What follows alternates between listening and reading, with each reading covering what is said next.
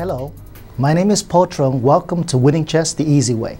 Today you would have a chance to sit down with one of the greatest women's world champion ever, Susan Polgar. She will take you through step by step of some of the things to do and not to do in chess.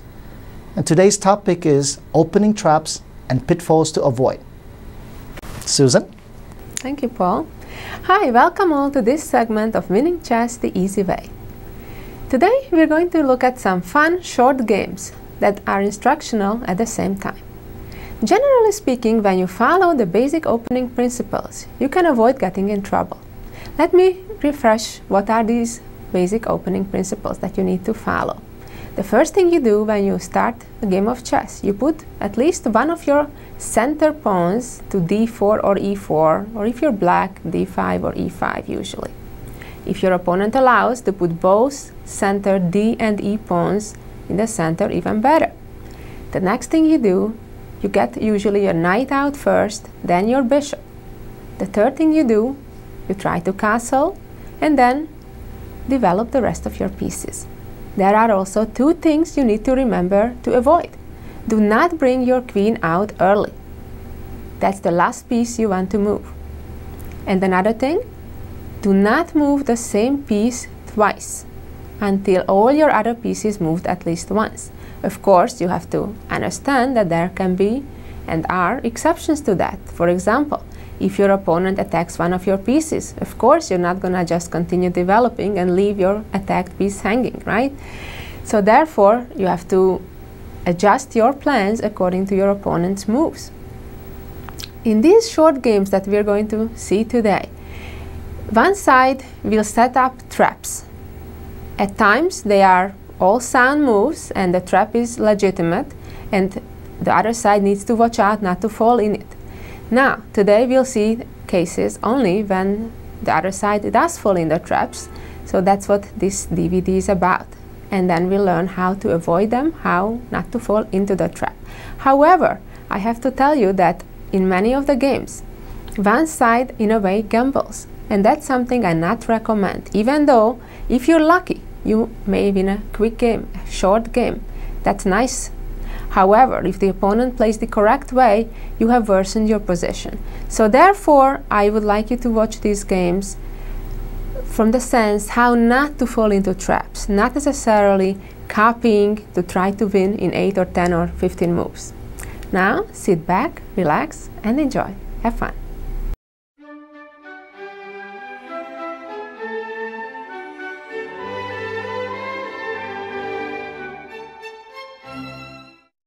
Okay, we are ready for our first game. White starts with e4. This is one of the most standard opening moves, occupying the center and opening up the diagonal of the bishop. And black responds with e5. Black is being a copycat, doing the same thing, occupying the center and opening up the road of the bishop. And now white brings the queen out immediately to h5. That's the first mistake of several.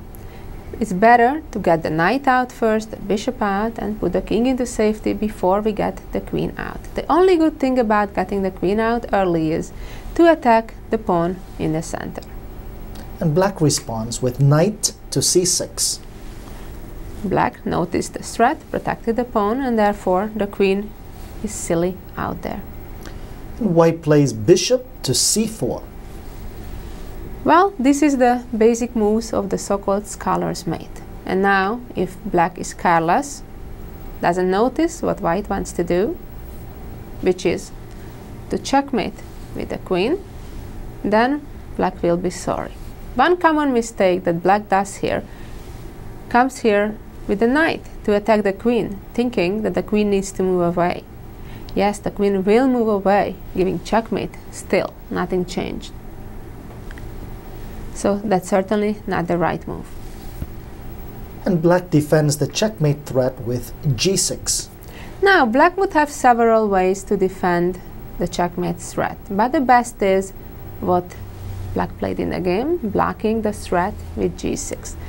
Protecting the f7 square with the queen is possible, but less good because it also gets out the queen prematurely and stands in a way the other minor pieces way, here in the bishop's way, and here takes away the square from the knight. So the best answer is g6, not only protecting against the checkmate, but also counter-attacking right away the queen. And white retreats the queen to f3. White doesn't give up, wants to give checkmate again, this time from the f-file. And black plays knight to f6.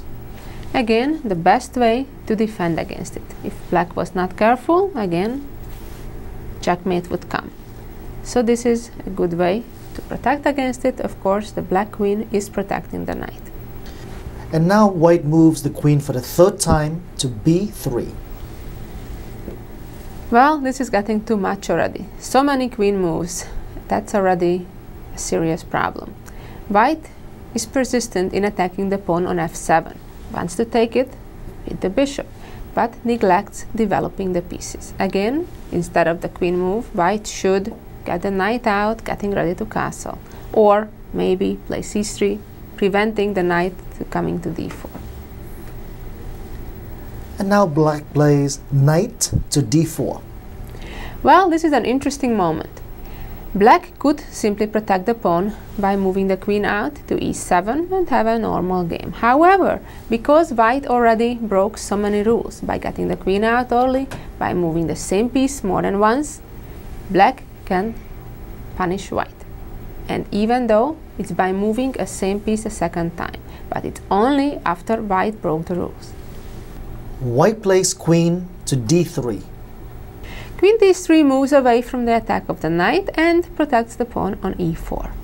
However, you may ask, who stopped white from capturing the pawn on f7? Let's see what happens now.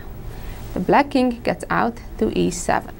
And now the problem is that the queen cannot hold on to protecting the bishop. If the queen moves away, the bishop will be lost. And if the queen holds on to the bishop for now, then think for a moment, what would you do? And the correct answer is moving the pawn up, chasing the queen away. And then, after the queen even gives a check, we get the bishop. So here black lost the right to castle, that's true, but gained the bishop, which is a serious advantage and well worth it, giving up the right to castle in this case. Let's go back to our position after the queen moved to d3. Black plays d5. Well, this is a very energetic move, and we'll see in a moment why it's good. Black could have continued the game by developing bishop to g7, let's say, and to castle and so on, but this is a lot better. White plays e takes d5. White took the pawn. Let's see what would happen if white plays differently and takes the pawn with the bishop. Similar, but first they trade the knight for the bishop, and then black does the same thing as in the game, getting the bishop out, making a skewer, chasing the queen away, and once the queen moves, then the knight can take the pawn, checking the king and attacking the rook, winning material. The best that white could have done instead of taking the pawn on d5 was to move the bishop away to b3, which is a sad story, I have to agree, because white loses the pawn on e4 next, but it's yet better than to lose a piece or a rook. Let's continue after pawn takes pawn. Black plays bishop to f5. And this was the whole idea of black's play in the last couple of moves. Now the queen is under attack. Queen to g3. The queen moves away. It's still better than moving it, let's say, to e3, because white would be under a family fork, check, queen attack and rook attack all at once. Queen g3. Knight takes c2 check. And knight takes pawn, checking the king and attacking the rook. That's a fork. White played king to f1. Now, besides all the material losses that white has to face, also lost the right to castle. And black developed the bishop to d6. That's a very fine move. black has the time to protect the pawn. Could have taken the rook right away, but would have lost this pawn. And there is no need to give up on it, because the white rook is trapped anyway. It doesn't run away. And white resigned in this position. It's a lost position. White is losing the rook. What did we learn from this game? Like many people like to win quickly. It's nice, but usually it doesn't work. What did white do in this game? Got the queen out early and tried to checkmate very quickly with a scholar's mate. As we saw, if black knows just a little bit how to defend against it, white will get in serious trouble. So I definitely do not recommend try to win with the scholar's mate. Learn from this game, from the aspect how not to fall into it. What was white's problem?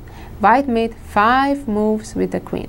It's far too many instead of developing the pieces and putting the king into safety. So just follow the opening principles. Don't get the queen out early. That's the moral of this game.